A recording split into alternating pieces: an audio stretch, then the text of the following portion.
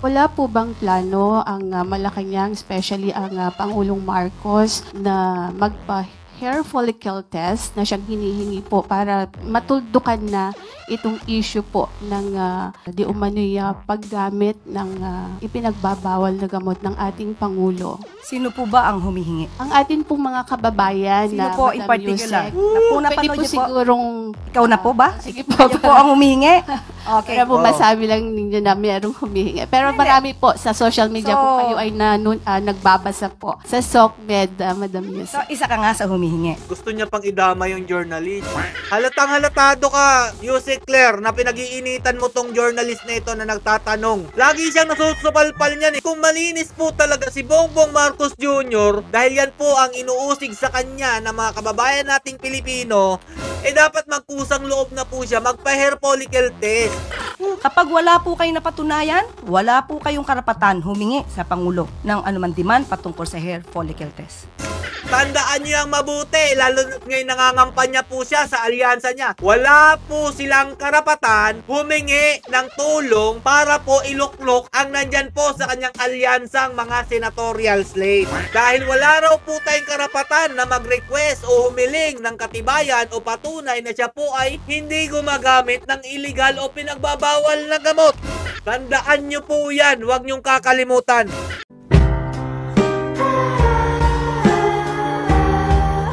Yo, what's up mga lods? It's Miguel Peps TV. Welcome back po sa ating channel. Wala na naman po tayong makuhang maayos na sagot dito po kay Yusek Claire Castro. Ang trabaho po niya magsalita po, sumagot dyan po sa mga katanungan itong mga journalist, pero ang ginagawa po niya mga lodi, binabalik lang po niya ang mga tanong. At mukha pong napikon po siya sa isang journalist na lagi pong bumibenga po sa kanya pagdating po dito po sa kanilang mga press briefing. Panoorin po natin mga lodi kung gaano po talaga kawalang kwenta ang mga sagot ni Yusek Claire pagdating po sa paghahanap natin ng kasagutan dito po sa nangyari sa ating bansa sa Malacanang at lalong-lalo na po sa Pangulong Bongbong Marcos Jr. Kating-kati na po yung ulo ni Bongbong Marcos Jr. at bakit siya po talaga tinalaga dyan. Nakakahiya lang po talaga. O ito, panoorin nyo. Balikan ko lang po yun dun sa di umano'y pulveron na video ni Pangulong Marcos. Sabi niyo po kanina ay naimbestigahan na yan pero biglang iimbestigahan pa ng DOJ at NBI at napatunayan na po na ito ay fake dun po sa isinagawang pagsusuri ng Indian company. Wala po bang plano ang Malacanang, especially ang Pangulong Marcos, na magpa-hair follicle test na siyang hinihingi po para matuldukan na itong issue po ng di umano'y paggamit ng ipinagbabawal na gamot ng ating Pangulo? Anong isasagot niya dito? Ang tanong mga lodi, dahil dito po sa kumakalat na pulburon video na bumalik na naman po, may balak po ba ang Malacanang o si Bongbong Marcos Jr. na magpa-hair follicle test para mapatunayan po niya na hindi po siya Ano pong sagot ni Claire Castro dito mga idol? Sino po ba ang humihingi? Pinabalik po niya ang tanong mga idol. Sino daw humihingi?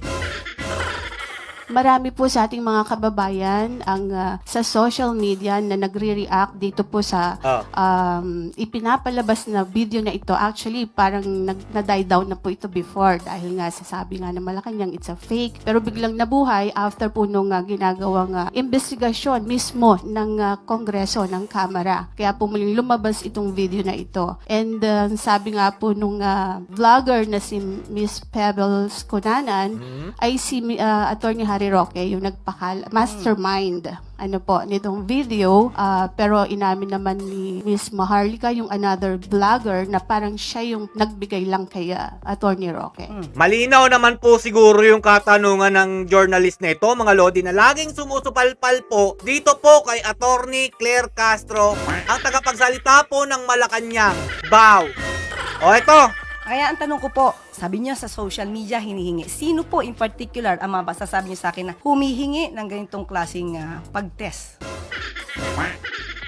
Lord, hindi ko na po talaga alam kung anong gagawin dito kay Madam Claire.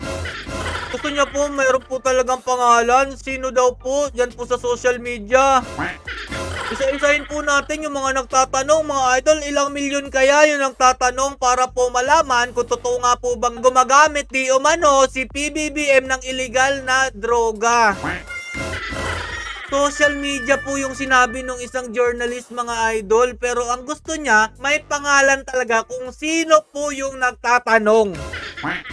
Ang atin pong mga kababayan Sino na po in Madam particular? Yusek, Na po pwede napanood po niyo po? sigurong Ikaw na po ba? sige po. Kayo po ang humihingi?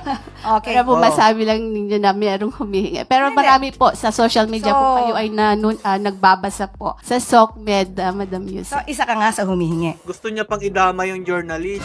Halatang halatado ka, Yusek Claire, na pinag-iinitan mo tong journalist na ito na nagtatanong. Diyan po sa inyo, sa Malacanang, sa Pangulong Bongbong Marcos. Lagi siyang nasusupalpal niyan kaya siguro natatandaan niya na ito po talaga mga pagtatanong na ito, wala po siyang maisagot. Kasi po gusto Sige, niyo tanong ko nga, isa ka ba? Kasi we have to be specific on this. Isa ka ba sa humihingi? Paano nga magiging specific? Sabi niya doon, mga idol, ang linaw-linaw naman na mga nagtatanong dyan, mga kababayan nating Pilipino, hindi mo na kailangan niyang isa-isahin, basta kababayan nating Pilipino ang nagtatanong kung meron ba siyang balak magpa-hair follicle test para mapatunayan ni Bongbong Marcos Jr. na negatibo po siya sa pinagbabawal na gamot. ang mga kababayan po So, natin. isa ka sa humihingi. Bakit ba talaga pinipilit mo siya? Ang mga kababayang Pilipino nga, Claire Castro. Actually, I'm a journalist. Hindi Yes, nga, naman po tanong ako ko humihingi. Pero parang gusto ninyo na meron lang kayong Basihan. basihan. Sino nga po? Kasi sabi niyo po kanina, ay napanood yun niya yata sa social Opo, Madam media. Sino po? Yusek, syempre kami po ay mga Pilipino rin. Oh. As a journalist, gusto po namin na hindi fake news. Tama. Yun pong aming ibabalita sa taong bayan. Okay, so humihingi po. Ang sakit sa ulo nito ni Madam Claire. Klaro naman yung katanungan kung may balak ba o wala. Yun lang. Sagutin mo lang kung meron bang balak magpa-hair follicle test o wala. Period. Tapos na. Gusto mo pa maghanap ng tao na idadamay dyan sa tanong na yan Para ba meron kang mabalikan kapag sinabi niya na siya ang nagtatanong? Idedemanda nyo. Kasi ito yung sagot niya, mga idol, no? Halatang pikon po to si Claire Castro dito po sa journalist na to, mga lodi. Pakinggan nyo kung ano po yung kanyang isasagot dito at explanation niya about dito po sa humihinging mga kababayan nating Pilipino na sagot kung may balak pa si Bongbong Marcos Jr. na magpa-hair follicle test o wala. Si si nagdidiman. Attorney Vic Rodriguez, di ho pa Okay. matagal na rin naman niyang hinihiling niyang hair follicle test. Okay, tanong po natin. O, tanong na naman. Hair follicle test, tinanong po yan ni Vic Rodriguez at sinabi po niya na dapat po ang isang pangulo dapat niyang patunayan na hindi po totoo ang mga sinasabi o binibintang sa kanya ng ating mga kababayan Pilipino na siya po'y gumagamit ng illegal na droga. Yan po ang paraan para mapatunayan niya po ito, hair follicle test, na request po ni Atty. Vic Rodriguez. Pero ito na naman siya, tanong na naman. Ano po ba ang basihan para sa paghingi at i-demand sa Pangulo ang isang hair follicle test? Wala po talaga tayo makukuhang sagot dito kay Yusek Claire. Kasi kapag nagtanong ka sa kanya, mga idol, kailangan magtanong din siya sa inyo ng pabalik. Kaya yung mga tanong natin, itatanong niya ulit, nagkakagulo-gulo na po tayo, wala po tayong makuhang sagot kasi puro tanong po yung nagbabalik-balikan dito po sa press briefing nila. Puro tanong. Hindi po natapos yung tanong. Dapat sumagot ka naman dyan, Atty. Claire, Yusek Claire. Ano bang klase posisyon meron ka? Di ba tagapagsalita ka ng Malacanang ng presidente? Pero bakit puro ka nagtatanong? Dapat ang trabaho mo, tagapagtanong ng Malacanang at ka ng Pangulo Hindi tagasagot.